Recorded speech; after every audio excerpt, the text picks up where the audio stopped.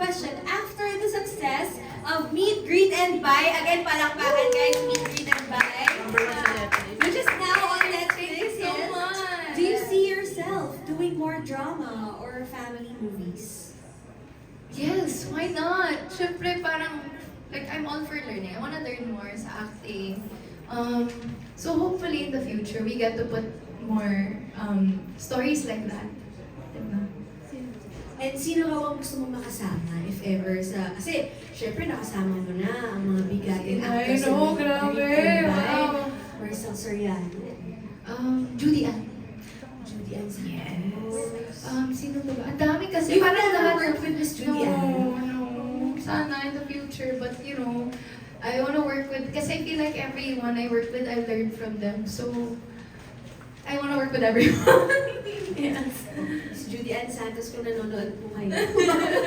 Gusto po kayo mga talaga Miss Bel Mariano. Thank you so much. Okay, now let's go to our next question. Miss Janice Navida, Entertainment Editor Hi of po. Bulgar. Ang cute nung ano niyo. I Ah, don't diba? si Ate V siya. Kanina pa namin Kaya, pinupuna yan, oo. Ang kagalang-galang.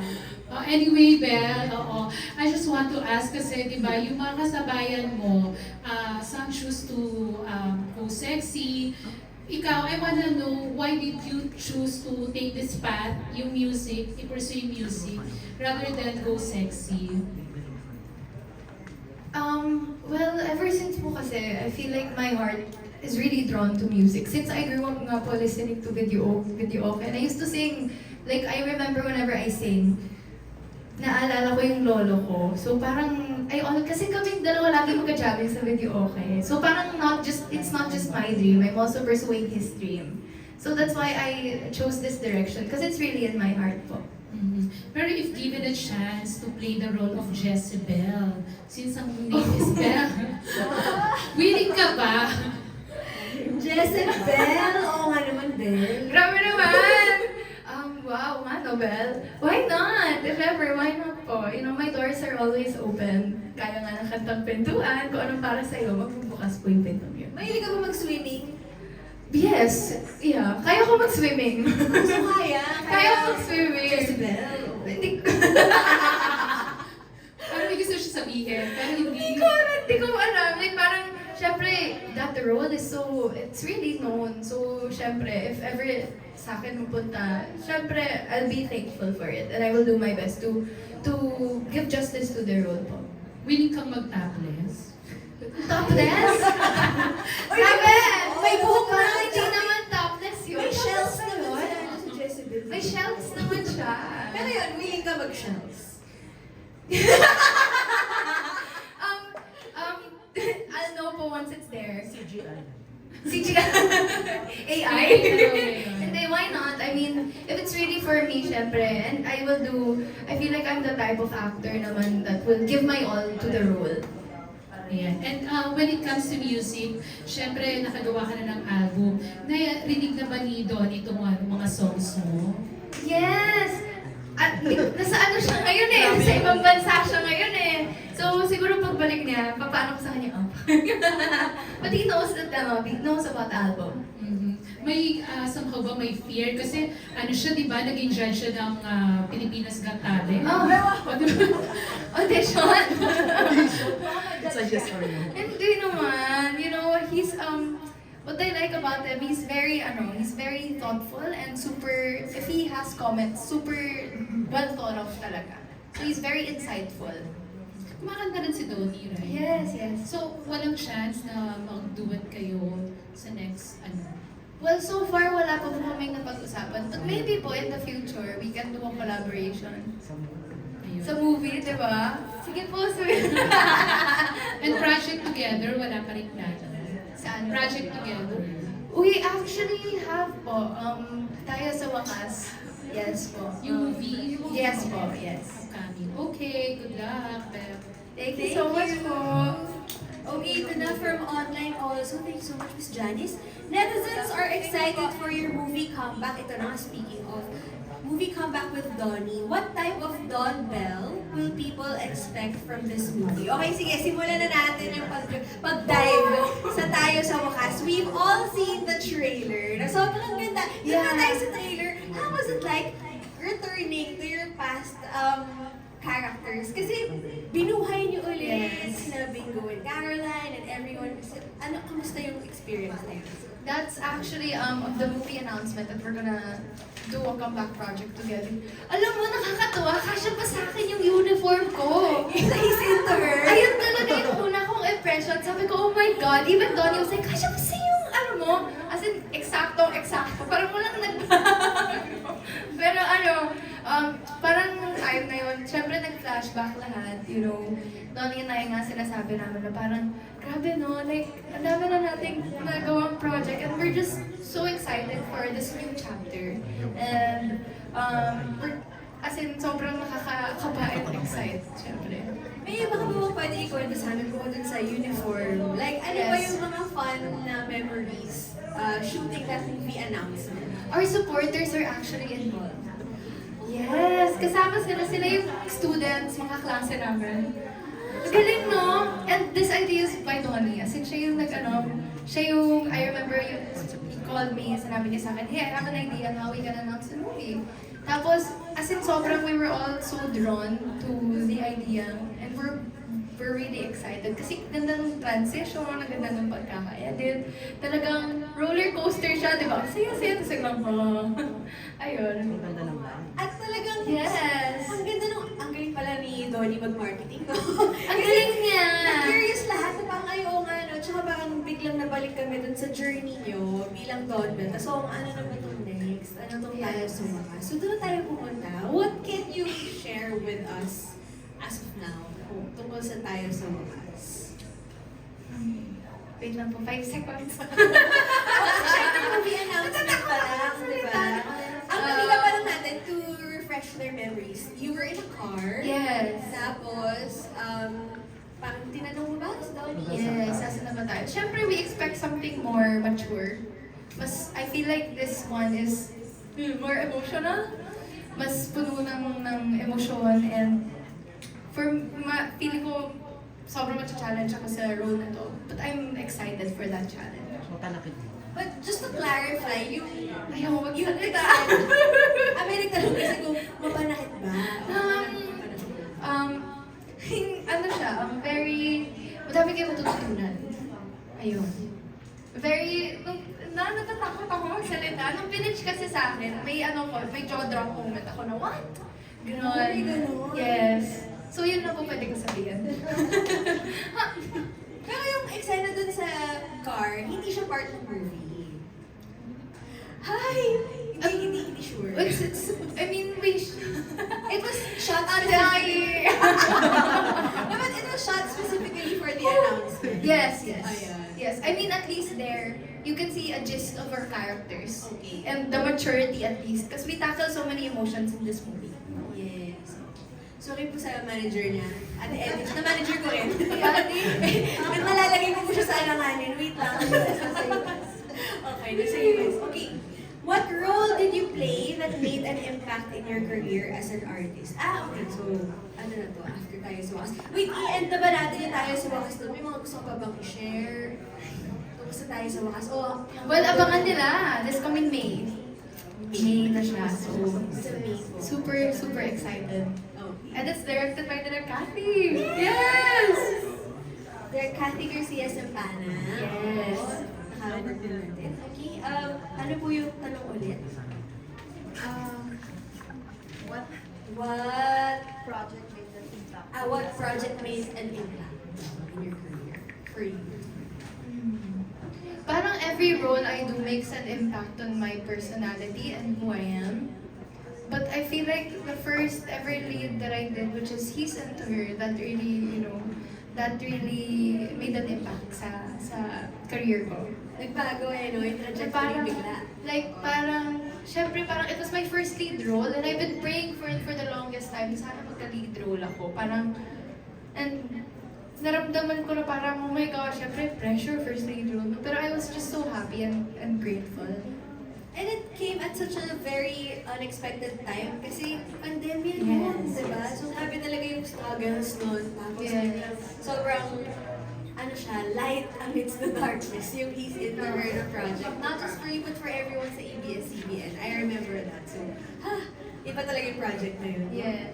Okay, ngayon naman, let's hear from our friend from the media. Give it up for Tin Bailon of Pep.PA! Hello po. Ayan, lately kasi parang nagkakaroon kayo ng project ni Donnie na magkahiwalay. Nanibago ka ba na hindi kasama si Donnie? Yes! Nung una, alam mo, nag-usap kami isang beses po ni Donnie. Sabi ko, kinakabahan ako, hindi kita ka-work. Siyempre kasi meron na kaming, tawag doon, dynamics together. Pero I feel like it was very much needed since he's doing Roja and I'm doing Meet, Greet, and Buy for this movie. Parang it allowed us to grow more. So, and parang mas makikita mo yung maturity. Siyempre, time, yung parang mas nag-grow kami. So, hopefully, yung movie na to, mas mabigyan ng justice yung story and yung characters po. Pag-uusapan niyo ba yun na kunyari si Donnie, may magkaroon siya ng ibang kapartner niya sa Roja, tapos ikaw sa ibang project? Well, kasi we're very open naman to, I mean, we've spoken about showing support as long as it's for the growth of each other. So, whether that's working with each other or with someone else or apart, as long as the other person grows. And that's what I love about us is that we're really supportive of each other and we're very open about it. Dito sa Tayo sa Wakas, meron ka bang nakita kakaiba sa isang Donnie Pangilinan? Kasi 2025 last year pa yung last yun. Sorry po. So, meron ka bang bagong nakita kay Donnie? Sa Tayo sa Oo, Wakas? Tayo sa Wakas. Iba po kami nagsushoot. Teaser pa lang. Pero now, nakikita ko yung, alam mo, I feel with Donnie kasi all the more I work with him, I can see more how dedicated he is with his work. Kitang-kita mo yung puso tuwing nagtatrabaho siya. Even up to that teaser, talaga he was so hands-on and he never fails to surprise me and us actually sa mga ideas niya. He never runs out of ideas. He's the most spontaneous person you know. And syempre parang naging blessing siya for me and blessing sa lahat ng supporters namin. Thank you, Beth. Thank you so much po. Thank you so much. And now let's go to our next question. Do you also see yourself venturing into theater? So context, kanina kasi yung mga guests Yes, natin, yes. guests are artists, so feeling ko dun galing yan. So, do you see yourself in theater? Why not? Pero feeling ko iba yung challenge sa theater, no? Iba kasi siya kasi pag sa movie, pwede ko hindi pwede. I mean, syempre gagawin mo yung best mo. Pero if you ever fall, may take two. Dito kasi one take, diba? So, syempre, One long take. Super long take. feeling ko it takes so much courage and sobrang napapahanga talaga ako sa mga nagti-theater. Grabe yung dedication nila. Talagang, imagine how long would you rehearse that just so you could pull off the entire story. So, sobrang napahanga. Why not? Like, I think, I'm up for that challenge, I would say. Tsaka syempre iba yung meron ka ng acting and singing experience. Yes. Yung talaga yung kailangan sa theater. So, tsaka may dancing din naman. May choreography. Kaya-kaya mo Parang- yung kita namin sa ASA. Ang daming workshop. Yeah, talagang hindi ka lang triple threat, quadruple threat. What made you smile today? Yung song ko, kanina, nung natapos ko siya, parang, oh my gosh, ayun, my song, and the album, and you guys. Thank you. Okay, Thank you guys, so much pinabasa po. talaga namin yung comments nyo tsaka questions. So keep them coming. Tsaka user hashtag Star Magic Spotlight Presscon. Oo. So, ito naman. Basahin pa natin yung iba pang mga ano. Sabi nga ni Fer15W, I just smiled while watching you, Belle. Your vibes are good. So, ito yung patunay na hindi lang dito nag-exude yung positive aura mo, kahit across the screen. Ito naman sabi, online, do you see yourself doing bida or kontrabida roles? That's my dream role. Bida kontra bida pala. Bida kontra bida. That's my dream role. As of now, that's my dream role. Na parang I never, kasi feeling ko iba yung challenge nun, di ba? Parang you're playing, dalawang characters. Siyempre, grabe yung challenge na yun. Pero ay, dream role ko yan. Sino ka ang peg?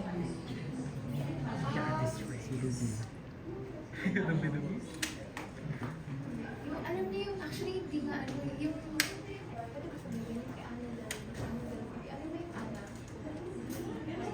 yung Ana. Annabelle? Annabelle? Annabelle!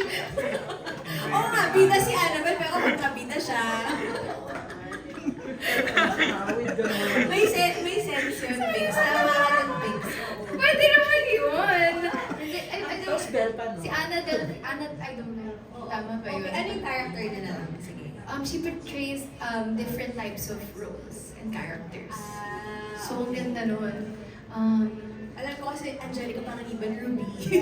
Bida kontra bida, di ba? Or like, hindi ko alam eh, parang siguro basta a good story that, you know, really may push and pull. Hindi ba hindi? Ready na ba tayo makitang magmaldita si Belle? Yun, like, Hindi ka sabi ko, paano prepare? kaya? Hindi ko alam pa. Like, syempre, gusto ko aralin and if ever mabigay man, I'm up for it. Oh, challenge yun sa'yo. Out of your comfort zone. Do you roll to be the contributor? Thank you. Okay, now, let's go to our next questions. Okay, so sa mga nanonood po sa amin online, keep your questions coming. Ito naman, doon tayo sa next nating question. How do you think is the art of making music different from the art of acting? How do you approach both? Sorry, natatawa pa lang saan. Winner, di ba? Music and acting, it's the same in a sense that you